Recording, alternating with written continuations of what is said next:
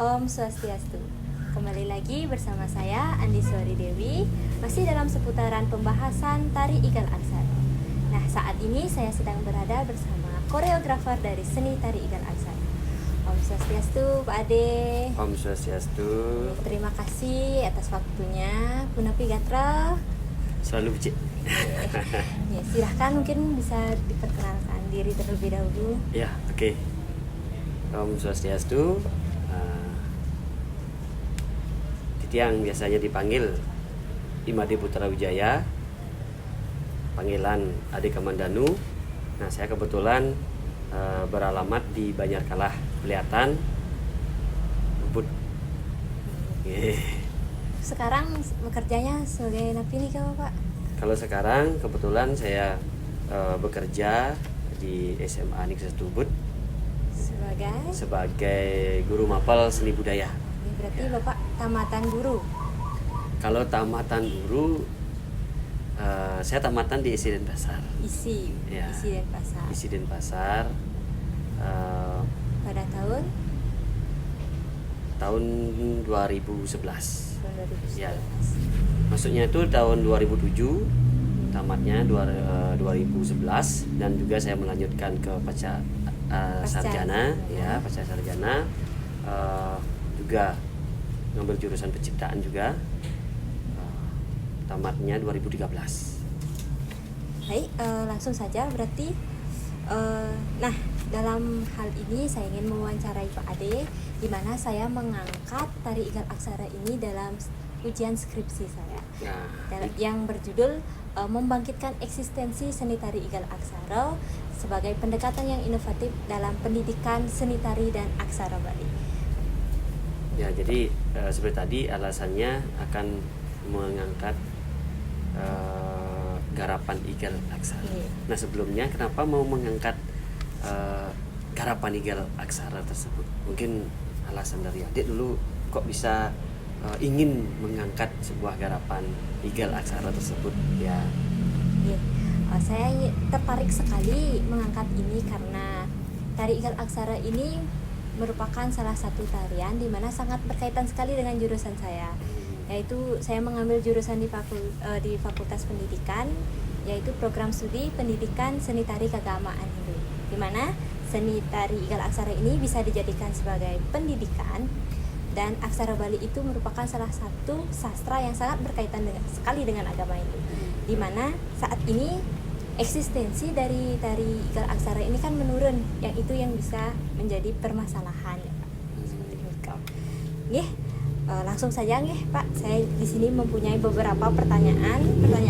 Yang pertama nih, bagaimana bayangan Bapak mengenai ide tersebut pada saat sebelum menciptakan tari ini?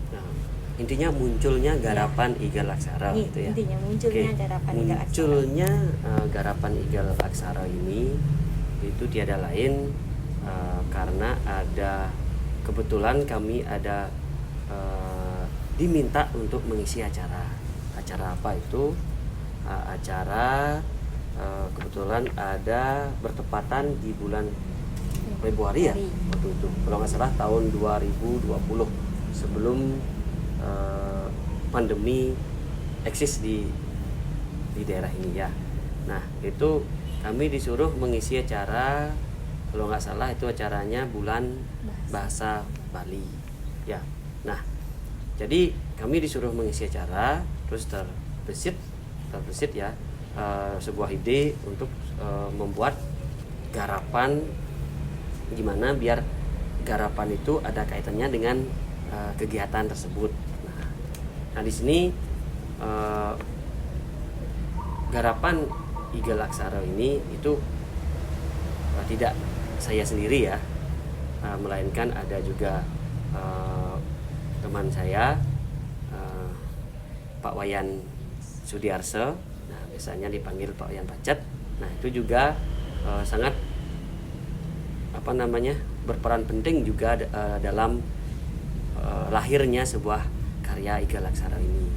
Nah, beliau juga sebagai sebagai komposer lagu ini, dan juga saya sendiri sebagai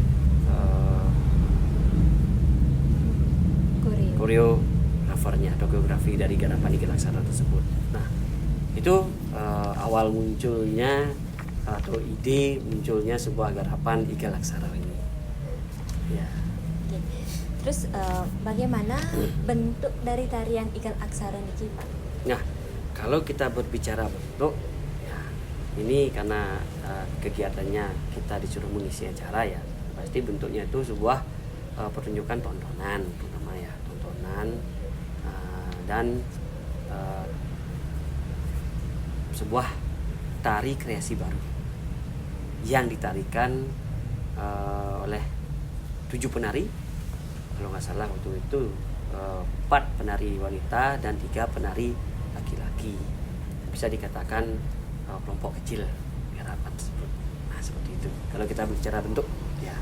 Kalau struktur geraknya gitu. Kalau struktur geraknya itu kita masih tetap menggunakan gerakan-gerakan tradisi, tapi dikembangkan sesuai dengan kebutuhan garapan tersebut. Ya, masih kita tetap menggunakan gerakan-gerakan tradisi tersebut, tapi kita kemas menjadi sebuah garapan baru. Nah, Nih, dalam pembuatan tarian ini apakah Pak Ade memiliki sasaran dalam tarian ini? Ya, udah pasti ya, karena ini keterkaitan dengan kegiatannya itu Bulan Bahasa Bali. Sasarannya ya kita membuat sebuah garapan biar konsepnya itu sesuai.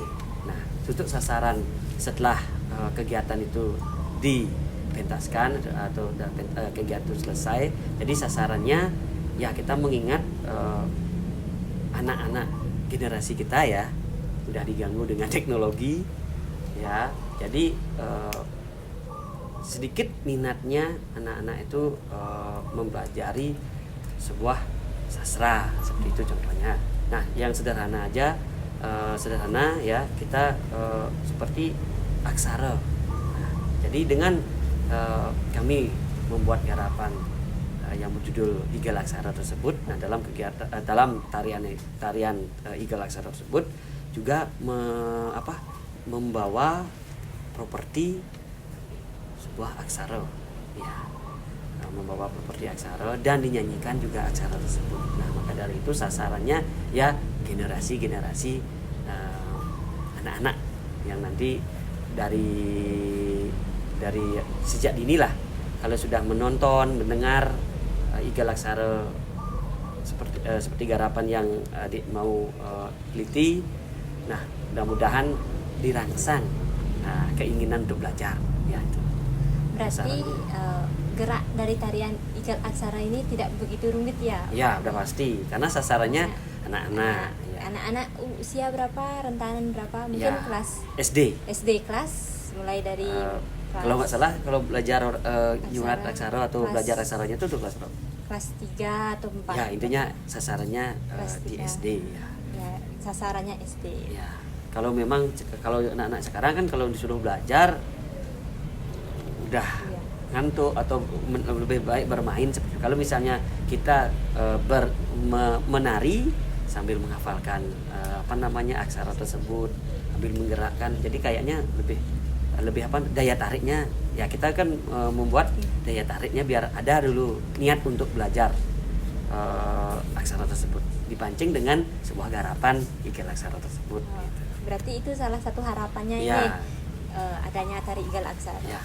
Nah, saat ini kan tari Igel Aksara itu tidak eksis.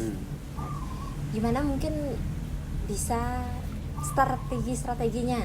Gimana harapan untuk kenapa tarian ini tidak eksis nih Pak? Ya. Gitu. Kalau masalah eksisnya tuh ya, nah ini tergantung kalau munculnya garapan ini kan memang gara-gara kami diminta mengisi acara itu intinya dalam kegiatan Bulan Bahasa Bali. Nah, untuk masalah eksistensi itu kami belum dapat peluang atau belum dapat ruang untuk mengembangkan tari Igel Aksara. Nah, kalau harapan saya sih nantinya kalau bisa, kalau ada yang mau mengajak kerjasama, jadi kita kerjasama dengan SD-SD yang ada ya, terutamanya dulu di daerah Prihatan dulu ya. Kita kerjasama dengan SD-SD sama guru-gurunya dengan adanya IGA Laksara ini mudah-mudahan anak-anak tertarik untuk mempelajari apa namanya aksara Bali tersebut. Ya. Bukannya tidak ada yang mempelajari, tapi seperti tadi adik bilang menurun eksistensinya. Nah, juga kalau zaman sekarang udah apa ya? Zaman sekarang udah zamannya teknologi ya. Udah diganggu dengan game yang lebih mudah lewat HP ya untuk bermainnya tuh. Ya, mudah-mudahan dari adanya IGA Laksara Bali, IGA Laksara tersebut ya memancing niat untuk belajar ya. Berarti mendorong ya, selain dia mau belajar aksara, dia juga menari. Kalau misalnya inginnya menari, dengan menarinya itu kita giring untuk biar sambil mempelajari aksara tersebut ya. Dari menari sambil belajar aksara gitu, konsep ide awalnya membuat sebuah karya IGA Laksara. Ya, jika ada peluang ya untuk membangkitkan eksistensi ini, apa strategi apa yang akan dilakukan Pak Ade? Apakah mungkin merubah gerak mungkin atau gimana gitu kan? Ini yang dimenarikan ini kan Karang Taruna ya, yang berjumlah 7 orang, di mana ada 4 perempuan dan 3 laki-laki. Nah, sekarang jika diterapkan di SD, apakah sama seperti itu tariannya atau boleh dirubah atau dikreasikan kembali? Ya. Yang penting maknanya itu tetap tidak hilang. Ya, tidak lepas dari maknanya. Ya. Nah, kalau dilihat dari pengembangan ya, perubahan atau gimana, kita yang namanya sasarannya di SD ya, pasti tidak semuanya yang akan selalu anak-anak itu bisa menari kan seperti itu. Ya, kalau masalah gerakannya kemungkinan itu tidak ada perubahan terlalu banyak untuk perubahan gerak. Mungkin dari personilnya, mungkin ya dari penarinya. Biasanya penari cowoknya itu susah. Ya, bisa dibandingkan 10:1 kalau cowoknya ya. Maka dari itu kemungkinan kalau misalnya ini kita kerjasama sama SD, mungkin kita tidak terlalu kaku, kita fleksibel lah masalah penari dulu. Kalau tidak ada memang penari cowok-cowok, mungkin bisa diganti dengan penari wanita. Nah, untuk gerakan udah pasti ada perubahan, karena dulu ada penari cowok, udah pasti gerakan cowok itu disesuaikan dengan yang menarinya, karena penarinya wanita ya gerakan perempuan jadinya di sana. Masalah komposisi sepertinya tidak ada perubahan, karena posisinya kan masih bisa digunakan seperti itu. Ya, masalah gerakan, karena gerakan itu saya memang konsep buat sederhana mungkin, memang sasarannya anak-anak nantinya biar mudah untuk dipelajari. Kemungkinan gerakannya tidak terlalu sulit untuk dipelajari oleh tingkat anak SD, tidak. Mungkin jumlah tidak berubah, mungkin dari penari cowoknya itu mungkin diganti bisa penari wanita. Itu aja sih. Baik, terima kasih Niki udah waktunya. Saya sudah mendapatkan banyak informasi. Terima kasih sudah meluangkan waktunya. Baik, sekian dari wawancara ini bersama Pak Ade. Semoga tari IGA Laksara ini bisa bangkit karena memberikan dampak positif sekali ya bagi masyarakat Desa Pelitiatan, di mana anak-anak yang sekarang yang terpacu sekali dengan teknologi, bisa tarian ini dijadikan sebagai pendekatan yang inovatif dalam pembelajaran, khususnya aksara Bali. Di mana ada aksara Bali itu adalah salah satu sastra yang tidak bisa kita tinggalkan. Apalagi bahasa Bali yang merupakan salah satu bahasa ibu kita. Ibu, di mana masyarakat Desa Pelitiatan yang menganut agama Hindu yang tinggal di Bali itu memiliki bahasa ibu, yaitu bahasa Bali. Sedangkan masyarakat sekarang itu kan lebih menerapkan ke anak-anaknya bahasa asing. Ya tidak salah juga, soalnya Desa Pelitiatan ini merupakan desa pariwisata, di mana desa pariwisata itu orang-orang masyarakatnya Desa Pelitiatan ini tidak asing lagi dalam penggunaan bahasa Inggris Ya. seperti itu. Intinya boleh Ya. kita tuh belajar bahasa asing untuk Iya. untuk mengikuti apalagi di daerah sini, daerah pariwisata.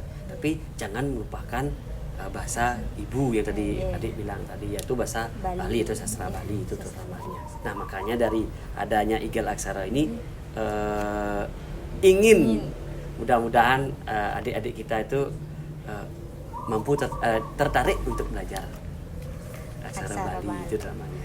Ya. Ya, baik, terima kasih sekali nih Pak Ade Oke. sudah meluangkan waktunya. Sebelum ditutup ya, Iya. mudah-mudahan informasi ini berguna untuk Iya. adik-adik ya. Untuk adik yang ya. terutama dalam sebagai peneliti Ya. dan mungkin harapan saya juga agar tari Igel Aksara ini bisa berkembang di Berkembang. desa Pelihatan dulu, karena tarian ini kan merupakan tari lokal jenius Ya. yang hanya ada di Di desa daerah sini, Pelihatan ya, yang bisa ditemukan di, bukan hanya ada yang tari Igel Aksara ini salah satu tari yang hanya ada di desa Ya. Pelihatan seperti ini kok. Baik, mungkin ada lagi yang mau disampaikan Pak Ade? Cukup kalau memang sudah semuanya ditanyakan sudah cukup, Oke. bisa dicukupkan. Kalau memang ada yang kurang silahkan ditanyakan lagi. Yang sudah cukup Niki, Ya. kebetulan Pak Dewi. Ya baik, sekian wawancara bersama Pak Ade Imade Putra Wijaya atau biasa dikenal dengan nama Ade Kamandanu. Ya.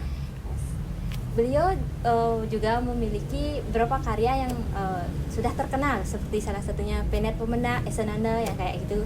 Beliau juga mengkoreografikannya. Nah, sekian dari wawancara ini, semoga bermanfaat bagi kalian semua. Dan saya tutup dengan Paramo Santi. Om Santi Om Santi. Santi Santi Santi.